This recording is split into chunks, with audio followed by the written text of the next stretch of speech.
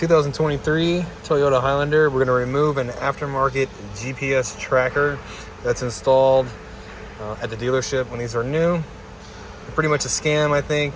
The dealer usually charges $3,000 to $1,000 for these things I've seen. You don't need them with your newer Toyota that has the newer screens in it, and if your Toyota uses the app, you can track your car using the app. So these things are a total scam, and they're easily removed. All right. So, and the quickest way you can tell if you have one, or one of the quickest ways, is if you look at the OBD connector here. This is where we do the diagnostic plug-in. If your Toyota, if your connector is black, it has a tracker. If it's white, it's the OEM one.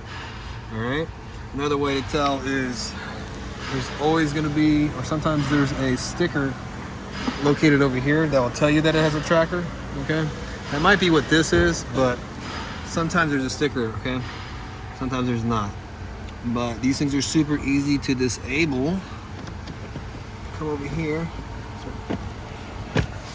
Here is our factory OBD connector. And all we got to do to kill the power to the tracker is unplug it. Okay, so this goes to the tracker here. Pop this open. Here, look, here's the tracker right here. This is where this thing's installed.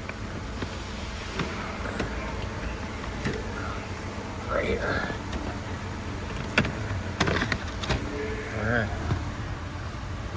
All we gotta do, throw this out the window and see you later, tracker. Okay, so totally disabled.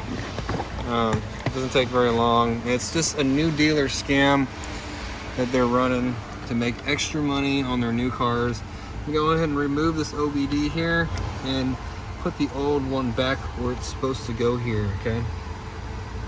Alright, so when you see these on the stickers for your new car, I recommend telling them that you don't want to buy it. Take the money off because they're not worth anything really.